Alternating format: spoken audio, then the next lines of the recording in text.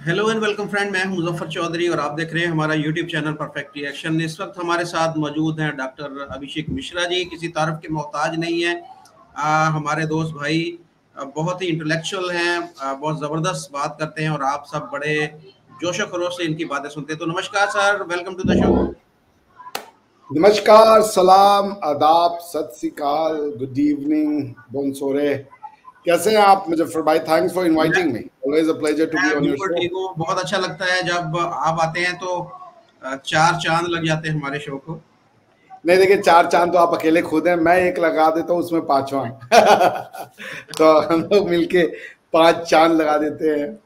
But thanks for inviting me Muzaffar भाई, आपसे बात शुक्रिया। करना बहुत अच्छा लगता है। Thank you very much doctor साहब। बहुत ही जो अफसोसनाक खबरें पाकिस्तान को हर तरफ से मिल रही हैं। एक खबर जो अभी ये है कि पाकिस्तान को जो आईएमएफ की तरफ से जो एक $7 बिलियन का बेल आउट पैकेज था वो मंजूर होना था, वो उन्होंने उसकी मंजूरी नहीं दी।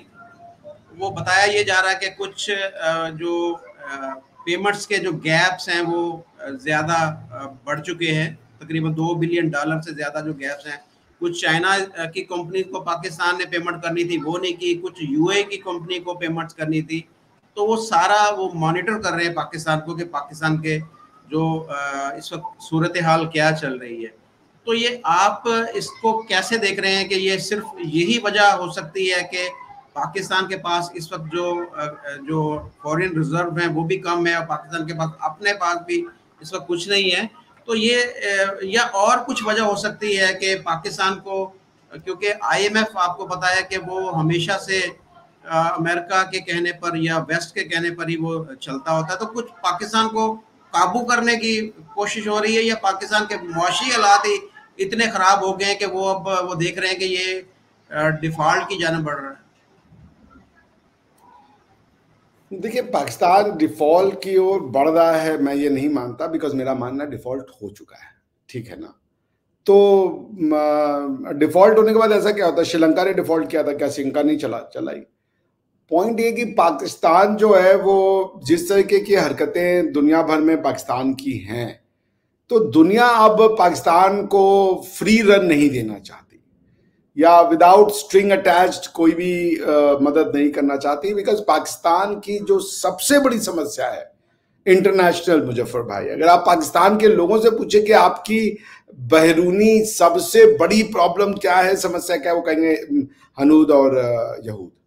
लेकिन पाकिस्तान की सबसे बड़ी समस्या है कि Pakistan has lost all credibility in the international relations. कोई पाकिस्तान के ऊपर विश्वास नहीं करता। बाकी सब चीजें तो देखिए मैनेज हो जाती है, इकोनॉमी फेल होती है, इकोनॉमी बनती है, ये सब चीजें मैनेजेबल है। श्रीलंका फेल हो गया था, now it's back on its feet. ठीक है ना? मगर श्रीलंका ने कभी क्रेडिबिलिटी नहीं खोई थी। Sri Lanka has never involve into any kind of nefarious activity या जो ऐसी एक्टिविटीज जिससे दुनिया परेशान हो जाए। भारत में पढ़े लोग दुनिया में जाके गूगल के सीईओ बनते हैं। भारत में पढ़े हुए लोग जाके ब्रिटेन के प्राइम मिनिस्टर बनते हैं। भारत के पढ़े हुए लोग जाकर के दुनिया भर में नॉलेज का जो है वो डॉक्टर का, इंजीनियर का, लॉयर्स का, प्रोफेसर्स का, जॉब का, ये सब रोल निभाते हो। पाकिस्तान के पढ़े हुए लोग क्या करते हैं मुजफ्फर भाई? अंजम चौधरी बनते हैं। वो अंजम चौधरी को रिप्रेजेंट कर रहे हैं, पाकिस्तान को अंजम चौधरी रिप्रेजेंट कर रहा है। जो पाकिस्तान की एक ऑब्जेक्टिव है या पाकिस्तान की फिलॉसफी है, उसको ब्रिटेन ने टेररिज्म कह करके जेल में डाल दिया। अंजम चौधरी जी आज जेल में है और वो भी on the charges of being proven guilty of terrorism. तो पाकिस्तान ने ये जो, क्योंकि पाकिस्तान ने क्रेडिबिलिटी इसलिए लूज की ना, उनको खुद भी नहीं पता वो क्या करना चाहते हैं। वो एक समस्या को होलिस्टिकली नहीं समझ रहे हैं। एक समस्या है किसी चीज को समझने का, आपको एक सिरे से लेके दूसरा सिरा पूरा समझना पड़ता है कि ये हो क्या रहा है, तब जाके आपको बात समझ में आती है। वो बातों को कट कॉपी, इधर से कुछ कर लेंगे, इधर से कुछ कर लेंगे, और उससे वो चीजों को, ट्रांजैक्शन को समझना चाह रहे हैं। अब जैसे मैं इसका सीधा एग्जांपल दूं आपको, आपके यहां पे अभी चल रहा है कि चीफ जस्टिस साहब की ही गर्दन अब सांसद पे अटक गई। चीफ जस्टिस साहब ने क्या किया? चीफ जस्टिस साहब ने बड़ा अच्छा डिसीजन दिया। In the eyes of law that was a very good decision. वो डिसीजन ये था कि जिस आरोप में वो अहमदिया व्यक्ति जेल में भर्ती है, बंद है, वो आरोप बनता इसलिए नहीं है क्योंकि इमरान खान की सरकार ने एक लॉ बनाया था और उस लॉ का नाम था the Punjab Holi Quran printing and recording act 2021। इस एक्ट के अंतर्गत वो जो लड़का था वो कुछ क्या कहते हैं उसको, तफसीर सगीर करके कुछ थी, वो बेच रहा था या बांट रहा था। अब जस्टिस साहब ने कहा कि भाई जब वो ऐसा कर रहा था तब ये लॉ नहीं था, वो उस समय अपराध नहीं था। उन्होंने क्रिमिनल लॉ का एक प्रिंसिपल लगाया, उसको कहते हैं एक्स पोस्ट फैक्टो लॉज या नुलुम क्रिमिन सिने लेके। रोमन लॉ है, नुलुम क्रिमिन सिने लेके। Nothing is crime if at the time of its commission it was not a crime. तो इसका मतलब क्या हुआ कि आप लॉ का रेट्रोस्पेक्टिव एप्लीकेशन नहीं कर सकते क्रिमिनल मैटर्स में। गारंटीज देते हैं हमारा कॉन्स्टिट्यूशन जो है। मैं पाकिस्तान के कॉन्स्टिट्यूशन को नहीं जानता कि ये है कि नहीं है, मैं इसको देख लेता हूं कि पाकिस्तान का कॉन्स्टिट्यूशन क्या ये गारंटी देता है नुलुम क्रिमिन सिने लेके कि जैसे हमारे यहाँ आर्टिकल 20 जो है, आर्टिकल 20, वो क्रिमिनल लॉज के अगेंस्ट में कुछ प्रोटेक्शन देता है। जैसे आपको एक ही अपराध की 2 बार सजा नहीं मिल सकती, ठीक? आपको 2 बार ट्राई नहीं किया जा सकता, सजा नहीं मिल सकती। दूसरा, जब आपने कोई अपराध की, जो कोई एक्शन किया था, वो यदि उस समय अपराध नहीं था तो उसको आपको ट्राई नहीं किया जा सकता उन मैटर में। इसी को कहते हैं नॉन रेट्रोएक्टिव एप्लीकेशन। ये इतना इंपॉर्टेंट है, आप समझ लीजिए मुजफ्फर भाई, कि भारतीय संविधान में इसको स्पेशल दर्जा दिया गया। ये इतना इंपॉर्टेंट है, आप इसकी अहमियत को ऐसे समझ लें आप सिर्फ, how important is this particular law, ठीक है ना। अब अगर हम पाकिस्तान का कॉन्स्टिट्यूशन देखें तो आपके कॉन्स्टिट्यूशन में फंडामेंटल राइट्स चैप्टर 1 में शुरू होता है आर्टिकल 8 से, ठीक है ना। अब आर्टिकल 8 कहता है laws inconsistent with the derogation, ये छोड़ दीजिए। 9 कहता है security of person, safeguards as to arrest and detention, right to fair trial, slavery, force labour, protection against retrospective punishment, article 12। No law shall authorize the punishment of a person for an act or omission that was not punishable law at the time of the act or omission, for an offense by a penalty greater than the kind of different। यानी कि आप क्या भी है, ये article 12 constitution of Pakistan ये बात guarantee करता है कि यदि आपने कोई ऐसा अपराध, कोई ऐसा एक्शन किया जो एक्शन करते समय अपराध नहीं था, तो बाद में उसको अपराध डिक्लेयर नहीं किया जा सकता। यही जज साहब ने कहा, सिर्फ इतना ही कहा बेचारे, बाकी वो मेरिट में गए नहीं। उन्होंने कहा भाई तो इसने तो किया है, जब ये लॉ बना 2021 में, इमरान खान साहब की देन है आपको। 2021 में वो ऐसे ऐसे लॉ बना के गए, एक मैंडेटरी कर दिया कुरान रीडिंग। मैं भी देख रहा था वो एक लॉ उन्होंने बनाया, उसमें मुश्किल से 5 सेक्शन है मुजफ्फर भाई, ओनली 5 सेक्शंस। आप इसको विश्वास करेंगे? तो अगर 5 सेक्शन है, उसका नाम है Holi Quran mandatory reading act करके, ऐसे करके कुछ है। तो आप जनता को, समाज को कहां ले जा रहे हो? और जो बात मैं मेन कहना चाह रहा था मुजफ्फर भाई, वो यूं है कि आप सेक्युलर लॉ भी लगा रहे हो और रिलीजियस लॉ भी लगा रहे हो। क्या ये जो समाज है आपका, वो इस लॉ को समझ रहा है? क्या ये उसके लिए रेट्रोस्पेक्टिव एप्लीकेशन है?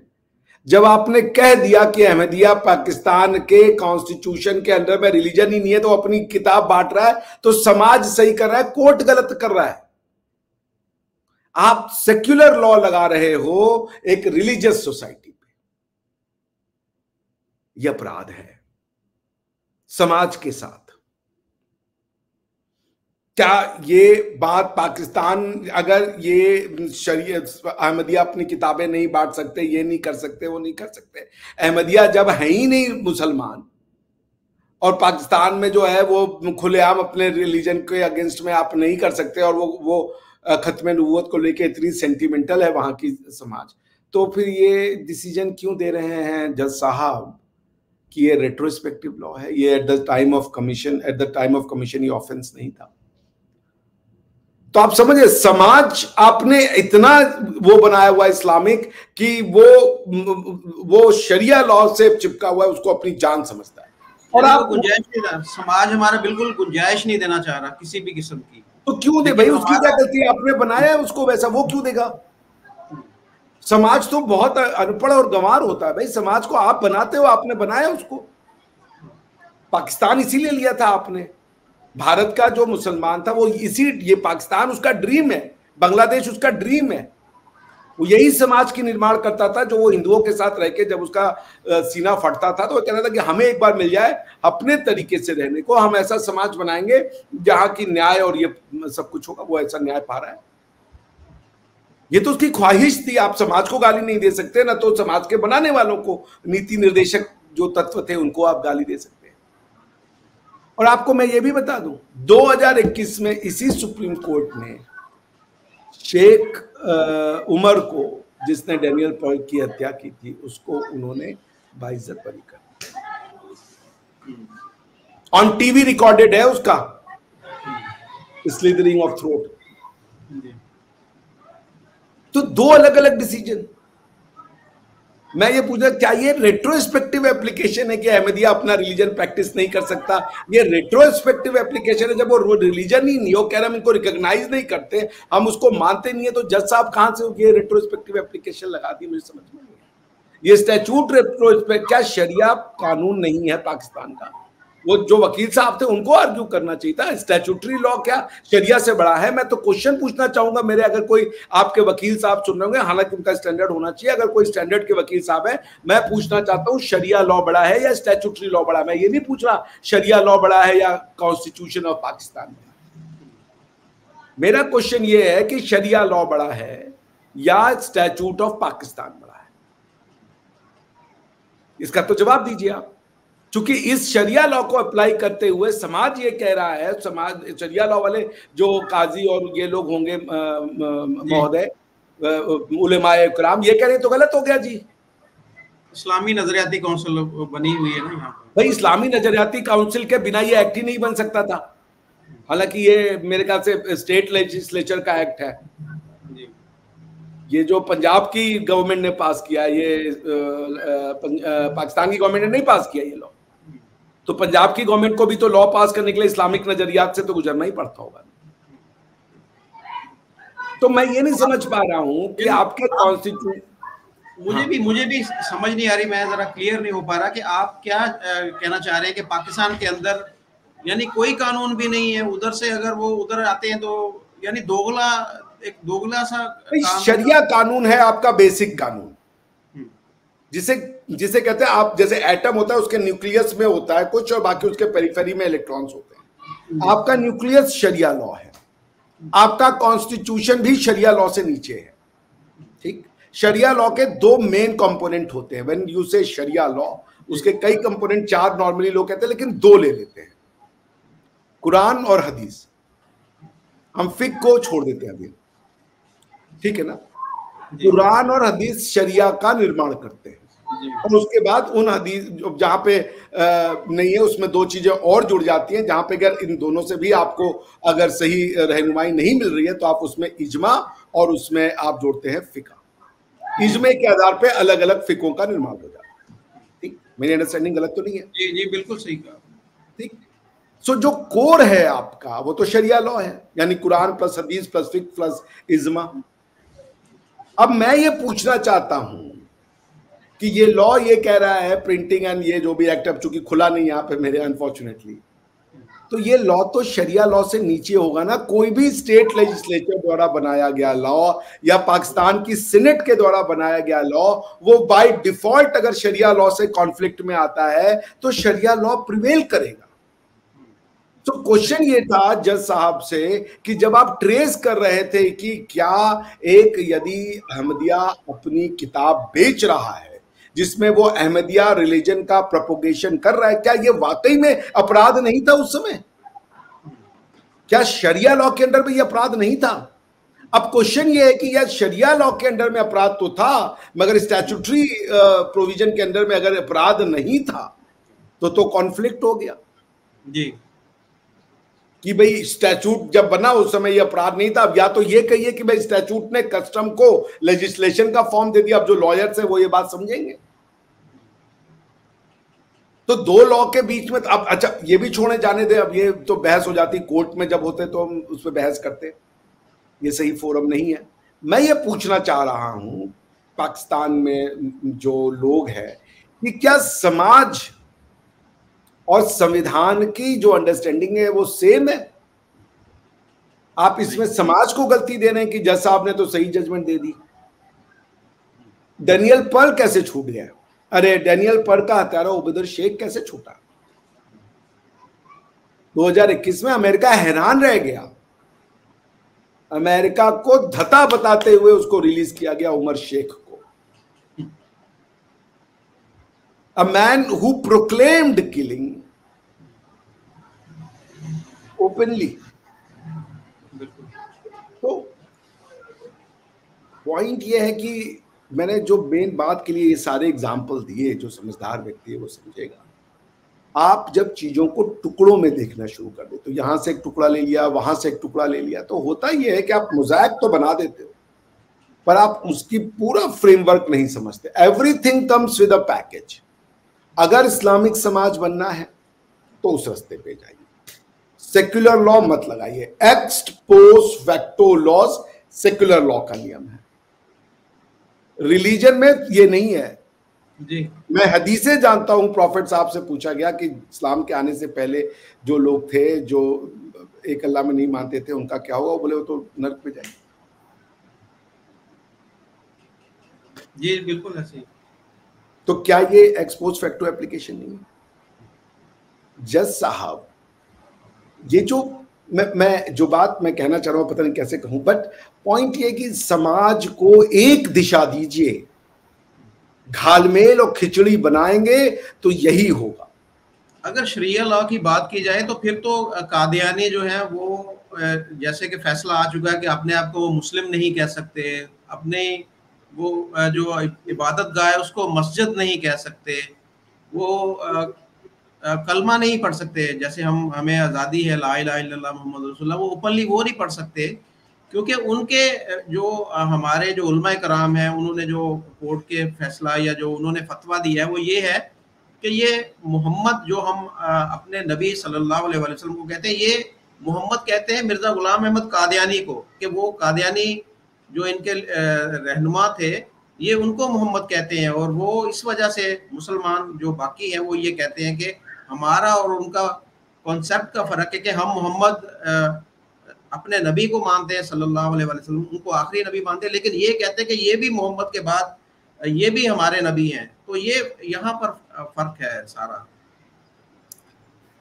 देखिए मुजफ्फर भाई, यदि लिटरल इंटरप्रिटेशन का दायरा, ये बात तो इंटरप्रिटेशन की है ना, आपने जो अभी मुझे समझाया वो आपने ये समझाई कि खत्मे नबूवत प्रिंसिपल है, मेन लॉ है खत्मे नबूवत जी। अब आपका क्लेम यह है कि जो कादियानी है, जो आपके काजी साहब ने बनाया होगा इंटरप्रिटेशन करके जो समाज में उन्होंने दिया, वो उन्होंने ये किया भाई खत्मे नबूवत हो सकता है। दो क्लेम है, और अगर आपने दूसरे वाले को जो कि प्रॉफिट के आने के बाद आए हैं उनको भी यदि आप वो दर्जा दे रहे हो तो बेसिकली वो तो खत्मे नबूवत हुआ ही नहीं, तो आप ब्लास्फेमी करो। ये उनका इंटरप्रिटेशन है जी। प्रिंसिपल है खत्मे नबूवत, क्लेम दो हैं, एक जो पाकिस्तान के मेजॉरिटी लोग मानते हैं और एक कादियानी मानते। क्लेम तो वैसे कई हैं तो उस पर हम अभी जाने। तो बॉटम लाइन ये है कि अब अगर इसी इंटरप्रिटेशन को आप लिबरल कर देते कि ये उनका और उनके अल्लाह का मैटर है, जिसको जो मानना है, जो चाहे वो इनको मान ले, जो चाहे उनको माने, वो अल्लाह और वो डिसाइड करेंगे। अल्लाह पनिशमेंट देगा क्योंकि उन्होंने तो फाइनल नबी भेज रखा है। अब ये गलती कर रहे हैं, ये अल्लाह का मैटर है। ये इसी को कहते हैं सियासत का अलग होना मस्जिदों से, या सियासत का अलग होना रिलीजन से। पर आपने रिलीजन को पॉलिटिक्स बना दिया।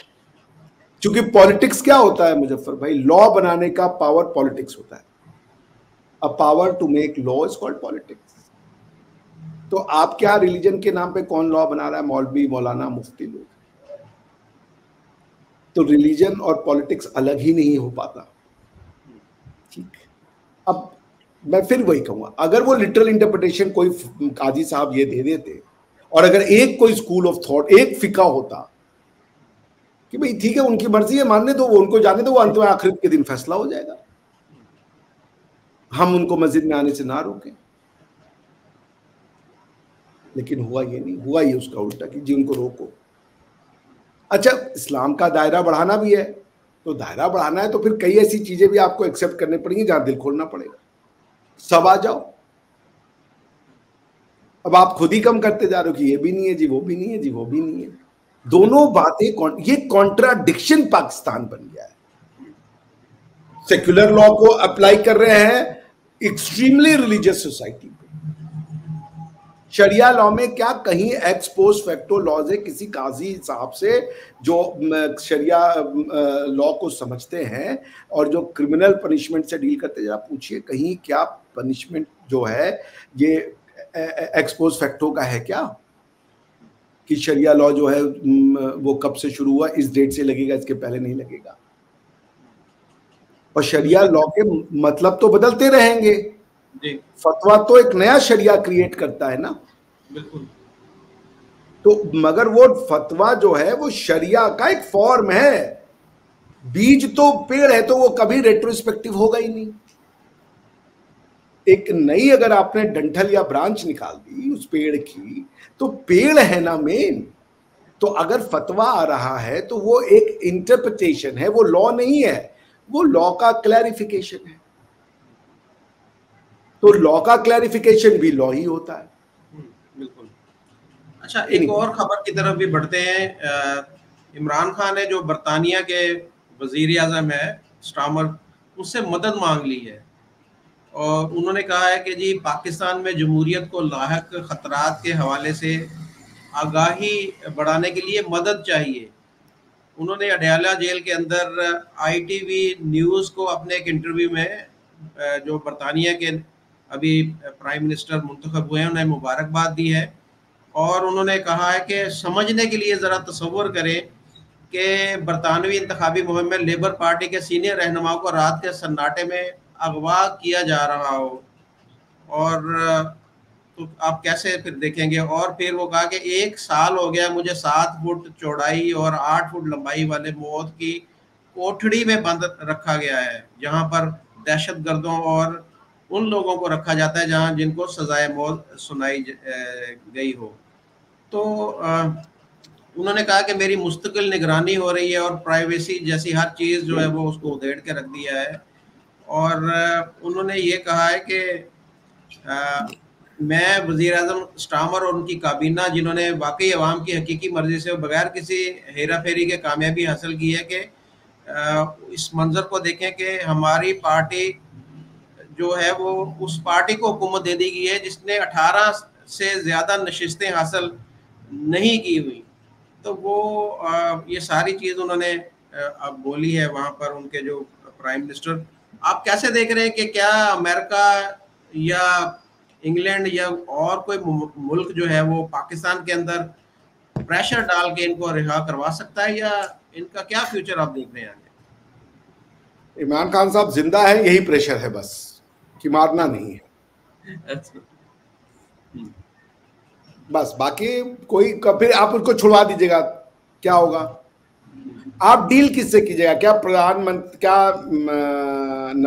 इमरान खान साहब के पास रियल पावर है? वो पॉपुलर है बट पावर है उनके पास। जिस पावर की जरूरत अमेरिका को है, वेस्ट को है, वो पावर उनके पास नहीं है।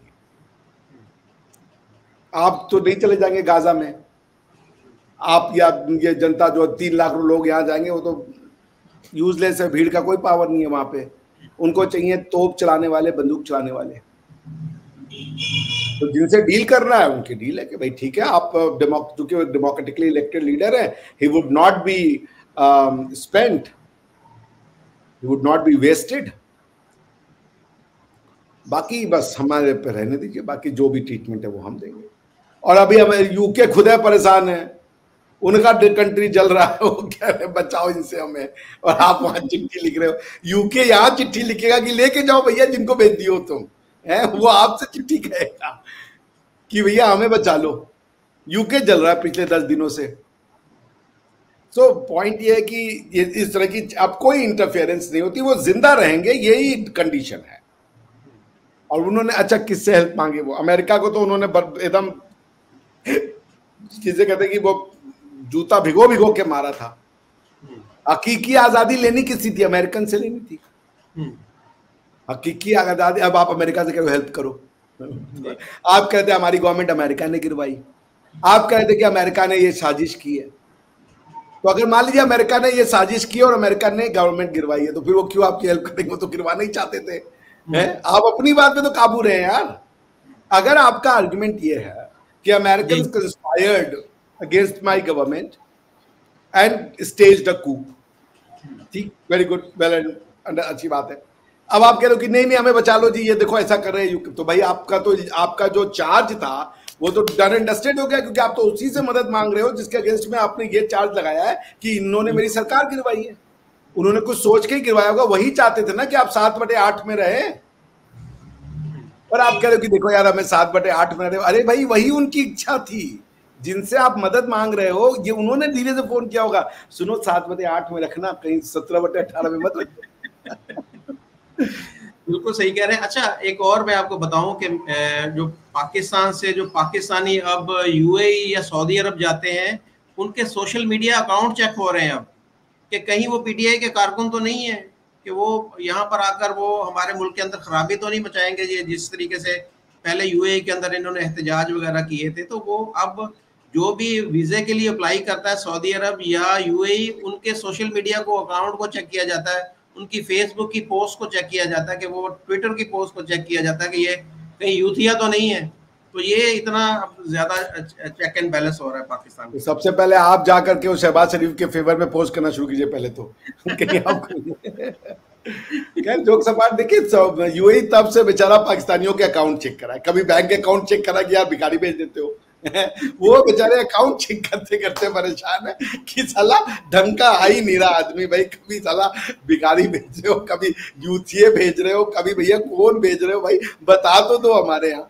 हम बैंक अकाउंट चेक करें, फेसबुक अकाउंट चेक करें, इंस्टाग्राम अकाउंट चेक करें, या कुछ और भी काम है। अरबों की भी आपने यार वो आजाद कर दिया। वो बेसिकली गर्म जगह पे रहते हैं और गर्म हो गए हैं बेचारे आदमी कि यार ये पाकिस्तानियों ने क्यों इस्लाम ले लिया भाई, माँ कसम मजा आ गया। आप समझ रहे हैं? तो वो बेचारे अब क्या करें, कभी कह रहे हैं भैया कि ये अकाउंट चेक करो यार, भिखारी को भेजो, पहले इसके अकाउंट में पैसा दिखाओ। अब कह रहे कि नहीं नहीं ये बैंक अकाउंट तो ठीक है, इंस्टाग्राम का भी अकाउंट चेक करो, साला ये पता नहीं कहाँ से आ रहा है। बताइए यार, मतलब अरबी भी नहीं सोचे होंगे थे कि व्हाट इज कमिंग। वो भाई हैरान हो चुके हैं। आप वहां जाते जी 80 मुसलमान, तुसी मुसलमान जी एक हो गए। वो कह रहे नहीं भाई हम अरबी है भाई, तुम अलग हो, अलग चलो यार। नहीं जी अब 80 एक हो गए, 80 भाई हो गए। वो कह रहे ऐसे नहीं, ऐसी तुसी नसी वही भाई नहीं है, तो अपने घर पे रहो, वहीं खुशी से रहो, वहीं पे अपना ईद मनाओ, यहाँ मत आओ।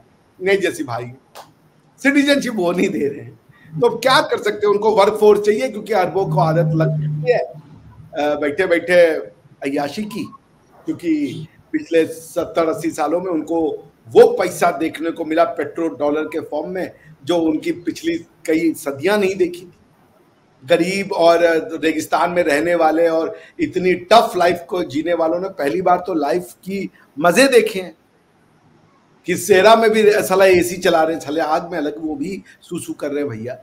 हैं क्या आप देखिएगा गरम गरम शहरों में वो ऐसे एसी के ठंडे हवाई वाले इक्विपमेंट लगा रखे हैं आप उन्होंने। तो अब वो आपसे कह रहे हैं कि भैया हमने ठंडी हवा का इक्विपमेंट लगाया हुआ है, तुम भिखारी भेज रहे हो यार। वो भाई क्या एसी में भीख मांग रहा है, हमने इसके लिए लगवाया है यार। तो उसके बाद मैं देख रहा था एक एपिसोड, एक कोई यूट्यूब का सॉरी वो क्लिप था, उसमें आपके फाइनेंस मिनिस्टर साहब नवाज शरीफ के हुकूमत के वो जा रहे थे तो पीछे से किसी ने हल्ला शुरू कर दिया, चोर चोर चोर चोर चोर। वो बेचारे हैरान हो गए कि यार हम यहाँ पे आए हैं हज करने, तुम चोर चोर चोर चोर कह रहे हो हमें। तो परेशान है भाई, क्या करें, पाकिस्तान से समझ ही नहीं पा रहे हैं लोग भाई क्या है, न अंदर के लोग समझ रहे न बाहर के लोग समझ रहे। ये ऐसी चीज हो गई है कि बस एक ही सोल्यूशन है जी, एनु वड दो। जो नहीं समझ रहा है एनु वड दो। आप समझ रहे हैं ना। अब हम लोग, हम और आप भी पीछे बैठ के ये बात करते यार बोला जाए कि ना बोला जाए भाई, सोच लो भैया, वरना 6 बाई 8 में आ जाएंगे, साले को भरोसा नहीं है। ऐसी तो हालत हो रखी है साला। बोलने के बाद आदमी 4 दिन तक सोचता है काय बोल दिए, अरे यार बोल काय। 3 दिन तक हालत खराब है, आदमी नींद नहीं आ रही है कि भैया बोल दिए है, सो नहीं सकते। अब यहाँ पे है मोदी जी को मार गरिया कि 4 दिन आराम से सो रहे हैं कि मोदी चोर है, मोदी ये है, मोदी राक्षस है, हत्यारा है, ये है वो है, बोल के सो गए। अब आप क्या बोल दिए गलती से कुछ किसी के बारे में, 3 दिन तक पसीने आ रहे हैं यार, बीपी आई है भैया, ये बोल दिया उस दिन जाके, उसको पहले हटाओ वहां से। ऐसा तो समाज बना रखे, किसको कब क्या बुरा लग जाए ये भी पता नहीं है साला। 4 को अच्छा लगा, 2 को गुस्सा हो गया, वो आ गए। मैं देख रहा था आपके एक बहुत बड़े स्कॉलर है, इंजीनियर साहब, अब वो बेचारे टीचिंग गए थे, किसी ने उन्हीं को सूत्र दिया। तो भाई कोई नहीं बच रहा है भाई, मतलब जिसको मरा है उसको सूत साध के चला जा रहा है। अब आप अपने, जिसे कहते हैं ना, सवारी अपने माल की जिम्मेदार खुद है। तो पाकिस्तान में वही है, जो सवारी है वो अपना माल, ये जो है वो खुद जिम्मेदारी लेके बाहर जाए और लेके आ जाए। हाँ भाई ले आए, आज का दिन अपनी गर्दन की जिम्मेदारी आपके ऊपर है। आप वही माल, यही है ना भाई, अपने सवारी अपने माल की जिम्मेदार खुद है। माल लेके चले और घर में आए, लोगों का माल आ गया वापस, भैया बाकी जो माल गए सो छोड़ो, ये माल जो है यही मेल है। आप समझ रहे ना। किसी ने मुझसे कहा पाकिस्तान आ जाइए, मैंने कहा आज तो जाऊंगा कैसे। तो अब ये तो हालत है, आप समझ रहे हैं। I mean jokes apart, Muzaffar भाई, एक मनुष्यता जीवन जो है वो, अब उसका जो ब्रह्मांड है, उसकी जो दुनिया है, उसका जो धर्म है, उसकी जो मजहब है, उसके दिमाग में होती है। आप दिमागों पे कंट्रोल करने का खेल दुनिया में कोई नहीं आज तक जीत सका। आप दिमागों को एक समय तक बनाया जाता है, 17 से 18 साल, और वो दिमाग यदि आपने ओपन नहीं बनाए तो आपके यहाँ के पढ़े लिखे लोग कहते हैं कि बर्रे सगीर की जो हिस्ट्री है वो गरीबी है, जबकि इसको सोने की चिड़िया कहते थे। OECD की स्टडी भी आ चुकी है कि top 2 economy of the world हमेशा कोई रहा है तो इंडिया और चाइना रहा। फिर भी वो कह रहे बर्रे सगीर में भूख और नंग थी। ये स्कॉलर्स की। तो पाकिस्तान के एग्जिस्टेंस के लिए भारत का बुरा होना जरूरी है। अब UAE वाले, आप देखिए फेसबुक, इंस्टा, जो भी अकाउंट चेक कर रहे हैं, आप पहले जाके ताबड़तोड़ जो है शहबाज शरीफ के कसीदे में एक आध तो पोस्ट कीजिए रोज कि आपका वीजा ना कैंसिल हो भैया। समझ रहे हैं ना। बोलेगा तो हम भी अपने फेसबुक पे लगा देंगे कि मुजफ्फर भाई के सहयोग में जय शहबाज। बिल्कुल जी। इमरान खान के कारनामे कुछ ऐसे हैं कि मोहम्मद बिन सलमान से ये जहाज जब गए थे सऊदीया, वहां से उनका एरोप्लेन लेके अमेरिका जब जा रहे थे, उनको पता ही नहीं था कि ये भी बग होता है, इसके अंदर डिवाइसेस ऐसी लगी होती है कि आपकी हर चीज़ जो है वो सुनी जा रही है। तो वो जहाज के अंदर बैठते ही उन्होंने बुरा भला कहना शुरू कर दिया मोहम्मद बिन सलमान को। वो कहते यार ये देखे, हम अभी हमारे पास से गया, हमने बड़ी इज्जत और एहतराम इसके साथ पेश आए, अपना जहाज भी दिया कि भाई इसको ले जाओ वहां पे छोड़ के आओ, और ये यहाँ से अभी उड़ते ही साथ ही हमें गालियां देना शुरू कर दी। तो फिर कैसी, फिर वो उन लोगों ने भी फिर वैसा ही उनके साथ बिहेव। यही तो पाकिस्तान ने बनाया है। वो किसी को अच्छा ही नहीं कहना चाहता, वो किसी को नहीं। वो इवन सऊदिया के भी उसको लोग इनको इस्लाम नहीं पता है। वो एक तो वो किसी के बारे में अच्छा नहीं बोल सकता। ये 24 करोड़ लोगों की मानसिकता बनाई गई है, नफरत करना, कमियां देखना, अपने को सुपीरियर समझना। या तो वो लोग हैं जो लंबे लिटे हुए, उनके पास पैसा नहीं है, उनको रिलीजन के नाम पे कुछ कह दीजिए, वो बेचारे यूं जड़ जाते हैं, हाँ जी हाँ जी हाँ जी, अस्सी तो तुसी।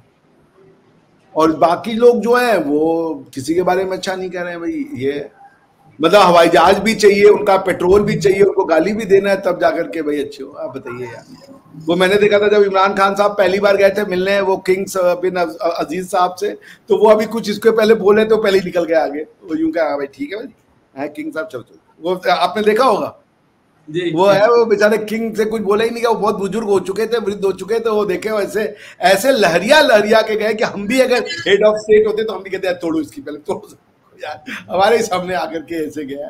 तो पाकिस्तान एक बड़ा ही ऐसा पजल है, उस पजल को बड़े बड़े लोग नहीं सॉल्व कर पा रहे हैं, यूएई वाले अंत में इंस्टाग्राम पे आ गए। आप समझे, कल को वो किलोग्राम मिलीग्राम किसी भी ग्राम पे आ सकते हैं, लेकिन पाकिस्तान को समझना भाई उनके। अभी हम सुन रहे थे कि भाई बहुत बढ़िया कि यार भिखारी भेज रहे हो यार, बैंक अकाउंट चेक करो। अब आप बता रहे हो कि यार ये तो छोड़ो यार, पहले इंस्टाग्राम का अकाउंट चेक करो यार। भाई क्या क्या चेक करो, तो उन्होंने ब्लड ग्रुप चेक करना है कि इसके अंदर लोहा कितना है, ये देखो पहले आयरन चेक करके भेजो इस आदमी को। याद हो गई है। बहुत शुक्रिया सर आपका, थैंक यू वेरी मच। आपके कीमती वक्त का बहुत कुछ सीखने को मिलता है हमें, और पाकिस्तानी को भी अपने आप को सुधारने की ज़रूरत है, सीखने की ज़रूरत है, ताकि अपने आप को भी बेहतर बना सके, अपने मुल्क को भी बेहतर बना सके। Thank you very much sir, thank you.